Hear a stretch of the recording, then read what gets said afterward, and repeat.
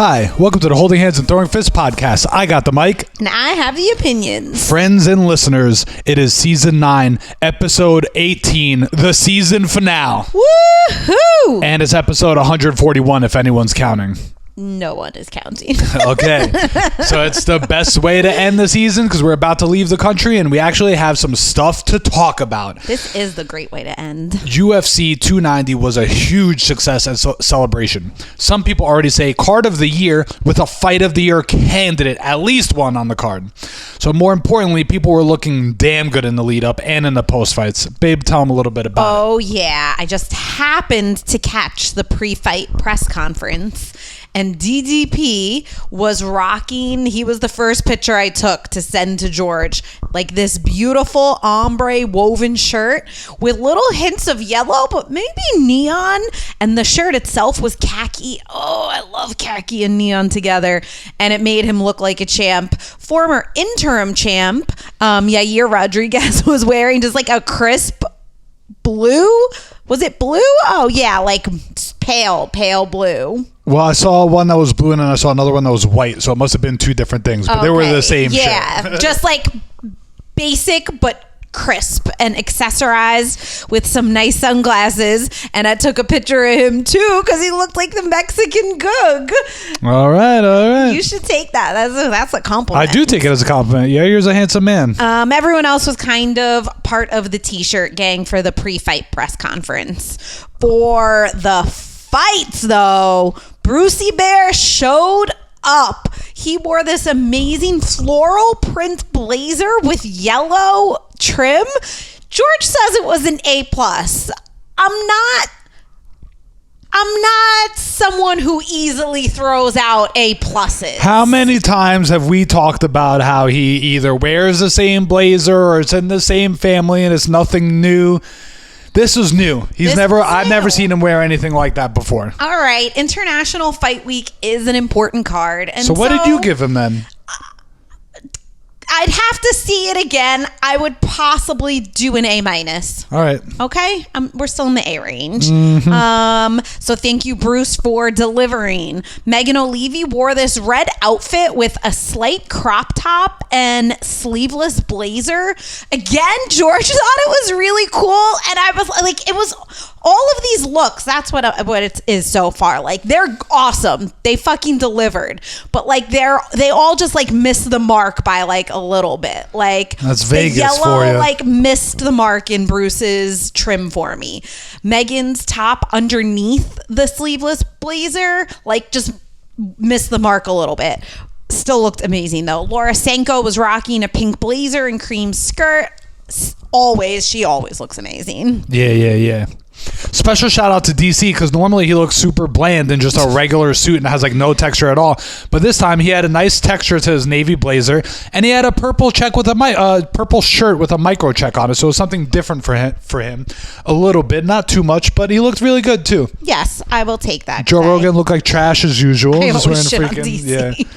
Yeah. Go ahead. And John Anik looked all right. He looks tan. He's fucking I happy know, he looked in Florida. He looked tan. Bastard. Because it was such a successful, fun, and emotional night. The guys on the post desk show looked worn out. Like, dude, we were worn out. Their ties were off, shirts were open, and it was like an unusual combo. It was Bisping, Cruz, and Gilbert Melendez. Hey. I need to give Gilbert Melendez more time. I need more time with him to see how I feel. Why? He's been around forever. Not in such a important role. But he has been. He only comes around once in a while though. I don't know. All right. Scrap pack. One reason why it was such an emotional night is one reason why it was such an emotional night was because of Wii U good guy alert. Oh, it's been a hot minute. It has been, and this guy is ultimate good guy and he deserves it. Robbie Lawler knew this past Saturday was going to be his last fight, and his story couldn't have ended better. Robbie first fought in the UFC on May 10th, 2002. What? I'm old as hell, and I was still a junior in high school when he was fighting in the UFC. How freaking crazy is that? Wow. He won the championship in 2014 and had two of the most epic fights in UFC history after that, including my favorite, him versus Carlos Condit. In his last couple of years, he's had mixed success, but he is absolutely a fan favorite. This past Saturday, he defeated Nico Price via KO in the first round, knocking him out with an uppercut in the clinch. Afterwards, in a first, the UFC finally did something right and played an emotional tribute to Robbie, showing off highlights from his career. Robbie has always been a stoic and quiet dude, but seeing him getting emotional after retiring on such a high made the entire MMA community come together in a way that was really special. We talk a lot of shit about how the UFC fucks things up, but we'll give them credit for this time. But this is also what should be the standard, honestly, for their legends and stuff like that. And every day there's less and less of them. Robbie is such a special guy. He is. I need to double check this, but I tried because I'm always a double checker. Yeah, you are. But I think he's the last person in the UFC roster to have ever fought in Pride, which is a crazy marker because Pride is like my favorite organization and a lot of old school guys' favorite and girls' favorite organization. Yeah, that was definitely worthy of good guy alert. I'm really happy for Robbie. But then in the same night, we had MMA beef. Oh, dang it. But actually, MMA beef, I always like a little bit better. DDP finished your mom's favorite fighter, Bobby Whittaker, in a stunning performance. It makes sense how he is the major title contender for Israel Adesanya's middleweight belt. So tensions have been brewing between them for the past couple months in the lead up to this fight, and the UFC sought to capitalize on it by bringing Stylebender into the octagon after DDP's win. Pause. That's where my beef comes in. I do not like the champion coming in after someone, even if it's the next contender, just won. Let the winner have their moment. Scram, kid. Dana said that he didn't want that to happen either. I find that hard to believe. I find that hard to believe too, Mr. White. Yeah. Well, because we're talking about MMA beef, it did not go well. DDP handled himself pretty well, but Izzy dropped at least N-bomb. You're I'm on vacation. You're on vacation is exactly what I was going to say. He dropped at least 8 N-bombs on DDP, and it was just really weird and cringe. And like as our boys at MMAfighting.com said, this may be the actual nicest that they'll be in the lead up to the fight because it looks like things are going to get really dark and worse, a la Khabib and Conor build up. But DDP is not playing into it. It's Stylebender who's like playing like the Africa versus Africa card. And like, also, yeah. I don't know. And he seems bothered, but he seems pissed and he's building up to it. I don't know. DDP looked great against Bobby Whittaker. And you know we're big Bobby Whittaker fans on this freaking podcast. And Stylebender needs a worthy opponent. So let's see what happens next. I think I heard your boy Jed talk about how he loves when Stylebender is like really motivated and angry like he was with Paulo Costa. Okay. And he beat his ass, but the same thing that happened with Paulo Costa, he beat his ass and then he did the like humping thing to him. Yeah. So he's always going to do something cringe after. And I'm a Stylebender fan. I know. But he does all this shit sometimes. I'm like, ugh. Anyway, I love this theme of holding hands and throwing fists. Classics. Throwing fifth like Mike Tyson. Yes. So let's go to an MMA boo-boo. Dan Hooker broke his hand in his fight against Jalen Turner, yet he still won the split decision. We gotta shout out Jalen Turner's internet pop-off. So I had just seen Jalen Turner on the pre-fight press conference. Sounds like you're on vacation too. I know. I mean, I've been on vacation. He didn't look like so great that I was ever going to shout him out, but like I had him fresh in my mind. Like you guys have all heard his name before, and obviously it's because we say it, but I wouldn't have known him immediately. So George is on his computer and he's like, come over here. You have to watch this video. And the video starts with this guy talking on the phone. I was like, that's not Jalen Turner. That's him behind him. So I'm like, confused where this is going. So some stupid prankster got on an escalator after Jalen Turner and his coach did and was pretending to speak on a cell phone. And so, like, while he was staring straight at Jalen Turner and his coach, he said into the cell phone, "I'll tell you right now, I'll smack the shit out of him and his boys." Turner looked at him like questioning, is this guy for real? Is he really? And the guy said, still into his phone, "You heard what I said." And Turner grabbed him by the throat and started choking him. And the dude started begging for mercy and just yelling that it was a prank. JT, George thinks you're a real one. There's nothing I hate more than pranks. Holding hands and throwing fists. Anti-prank. We are podcast. anti-pranks, and we are certainly anti-pranks of people who have their boys filming it because you want to go viral for 3 seconds of your pathetic life. And then you Stop get with mad. this shit. When you get mad, and you're like, yo, it's a prank. Why are you losing your cool? I've said this before. You're inserting yourself into my life. There's no need for that shit.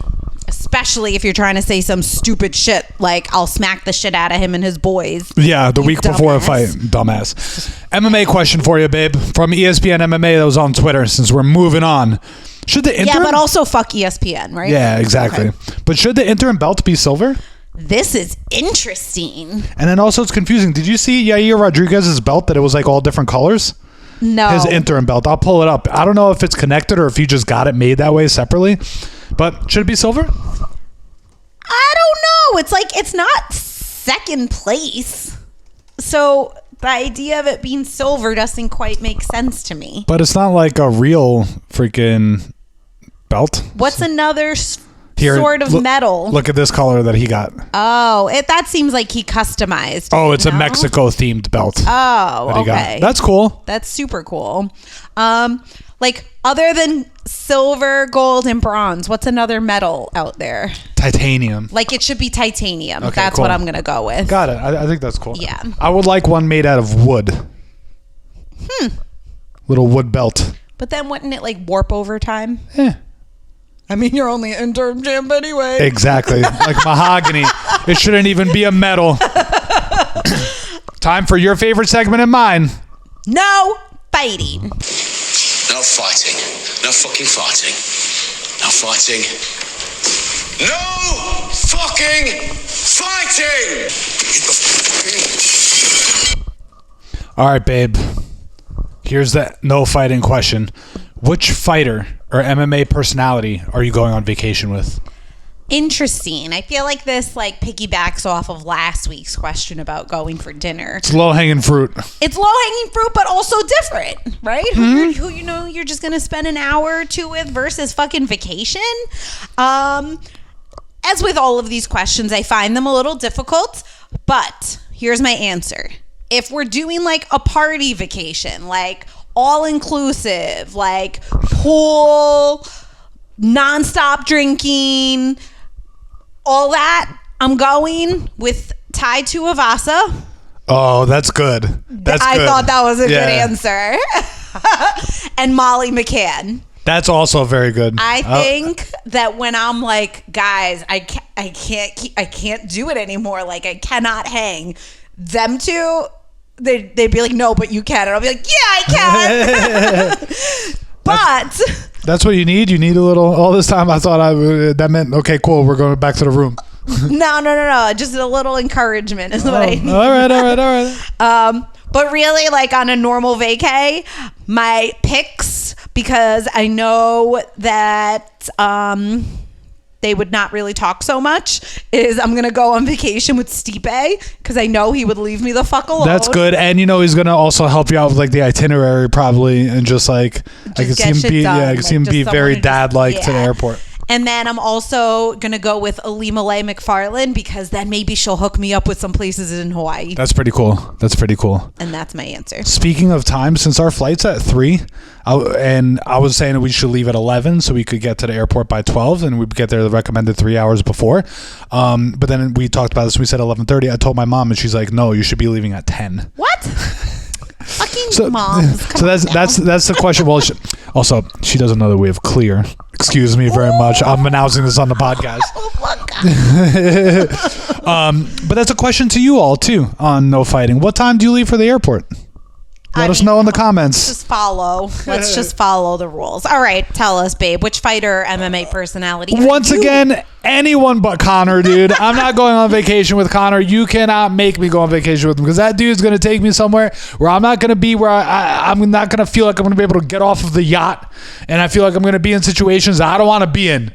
That's good, babe. And it made me think about this story about this, I guess, wealthy Greek guy that I had met, and he was trying to get me to go on vacation in the summer in Greece a long ass time ago. He was like, just pay for your ticket and I'll take care of everything else. And I was like, man, I'm not going to be on someone's freaking yacht. And that's exactly what happened. He invited all these people, and one of the people had like a meltdown because of whatever drugs or how much alcohol they were on, and they just disappeared. But he took everybody's SIM cards or whatever, or like SD cards. What are you talking from about? Cameras, because the dude freaking lost his mind so much. So when they had digital cameras back in the day, he freaking took everybody's SD chip so that they wouldn't have any record of him being on the trip, and the guy just disappeared. This is nutso. What is this story? So that's what I feel like if I go with Connor, something like that's gonna happen. All right, do you want to This is give also us the same guy. This is the same guy who, when I met him, he showed up to a bachelor party at a dinner an hour and a half late, driving from Philly, and then took out a breathalyzer from his blazer and blew a .09, which is above the legal limit, I'll have you know. But one of the craziest things I've ever seen in person. That's a crazy guy. I think I want to go on vacation with Joanna Jędrzejczyk because she always posts pictures by the pool, suntanning and drinking, and I think she's a good amount of like, hey, we're gonna drink and have a good time, but also we're just gonna lay out here and not cause no problems for nobody. I like that. That's that. Look, this is the last episode of the season, so before we close out, I just wanted to mention that when I was looking up notes or ideas, I noticed that PFL has a show on Wednesday, August 23rd. Wednesday. And so perhaps we will have a summer field trip. Where's it at? MSG, the theater at MSG. Dude, it looks like I'm taking off all of July and August. So people, mark your calendars. That might be something fun to do. All right, we love you all. Happy end of season 9 and happy summer, everybody. It's the best.